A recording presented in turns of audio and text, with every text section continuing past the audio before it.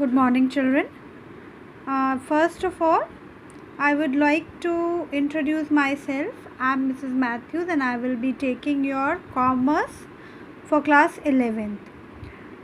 Now, previously till class 10th, you were studying commercial studies, but now in 11th, you will be studying commerce. Alright, the subject is changed now from commercial studies. Now it is commerce in class 11th and in class 12th.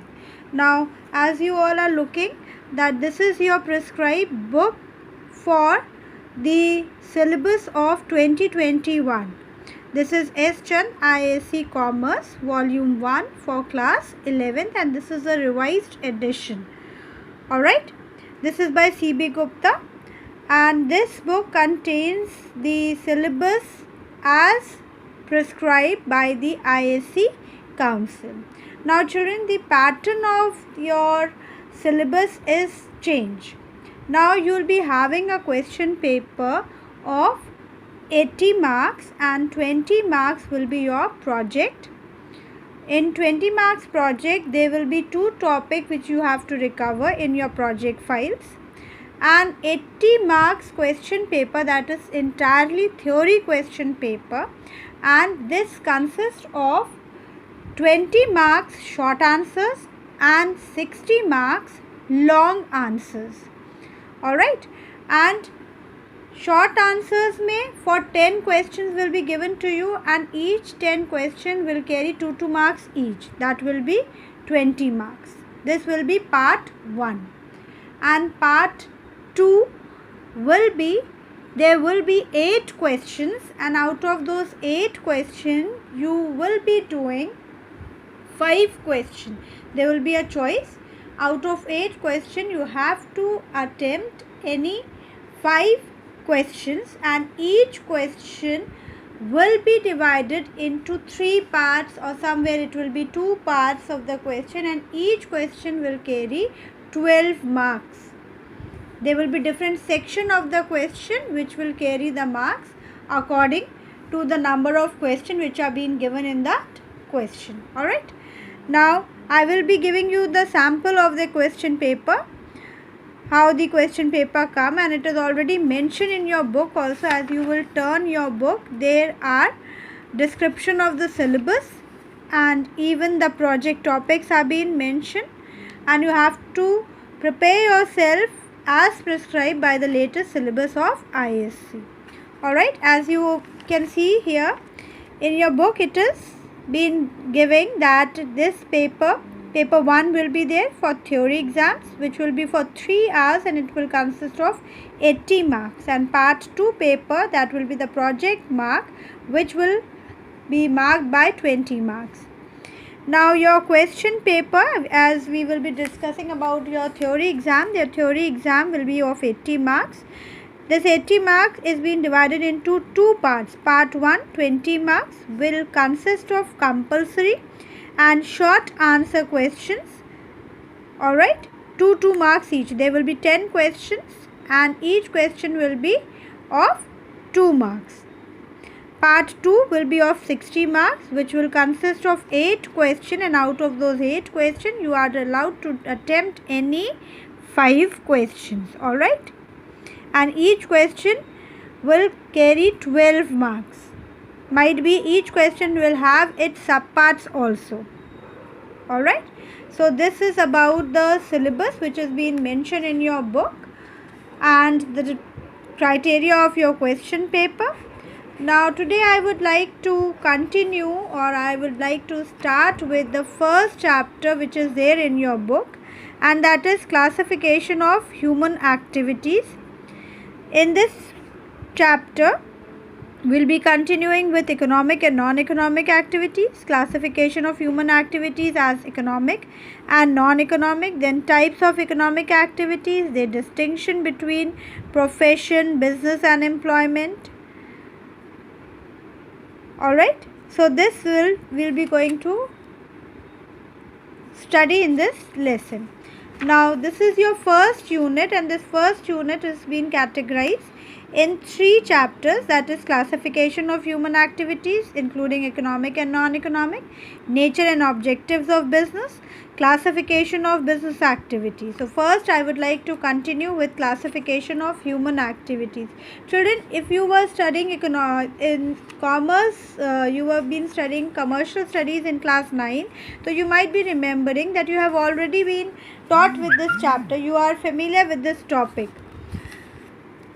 But still, we'll continue with this. Here it says human activities. When we talk about of human activities, that means all those activities which we conduct in our day-to-day life, like taking a bath, getting up from the bed, taking our breakfast, doing brush, alright, brushing our teeth, taking bath, eating our breakfast, all these activities will be considered as your human activities. When you go to school, come back from school, had your lunch, a person who is going for a job, alright, a mother who is washing utensils, doing all the household work, these all will be considered as a human activity. Now, human activities are basically, they means all those activities which a human being undertake, alright. Human activities are undertaken to satisfy human wants. Likewise, if you are eating your breakfast, you want to fulfill your hunger. You want to get satisfied with the food. So that is why you are eating your breakfast. You are sleeping, you want to take rest. That is why. So all these activities are undertaken to satisfy human wants. These activities continue throughout the life of a human being, as you are being born until the end. These all activities are going to continue. You can say that they are unending, they are unlimited and recurring in nature. Some of the activities, like working in an office, in a factory, on machineries, these all activities in somewhat manner they give some economic benefit, alright. You can earn some money from it, so they will be categorized as economic activities. Other activities like praying to God, playing, sleeping, these are your direct economic benefits. You are doing it for your human satisfaction, for one's satisfaction. Now, as we will continue with, we will discuss about the characteristic of human activity. Human activities are all those activities which can be undertaken only by human beings. That means only men and women can perform these activities, including children. Then human activities are undertaken to satisfy human wants, which are unlimited, endless. Human wants are endless. Today, if you are having a demand of getting a pen, then another day it will increase to a pilot pen. Then another, it will increase a specific quality of a pen, a branded pen. So day by day our wants increases. Human activities continue throughout the life. Then human activities have very wide range. Alright.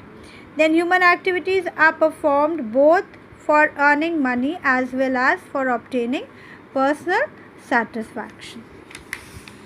Now moving ahead, these human activities are being classified into two heads, that is economic and non-economic. Non-economic and economic activities, if you will study, economic activities basically means all those activities which are being undertaken for the purpose to earn money. Likewise, a person who is working as an accountant, alright, a person who is giving advices, being a lawyer, a doctor who is running his own clinic, treating the patient. Why he is doing all these things? Just for the purpose to earn money for their livelihood. Then non-economic activities, if we discuss, non-economic activities include all the sentiments and emotions like patriotism, alright, then praying to God, love for our country, helping the needy and the poor. These all will be considered as a non-economic activity. I hope so it is clear till now. Now rest I will be continuing later on. For today it is more than enough. Now I would like to share with you the sample paper for class 11th. Alright, you go through that sample paper, that how the question paper comes, and if you have any kind of queries regarding it, you can just ask.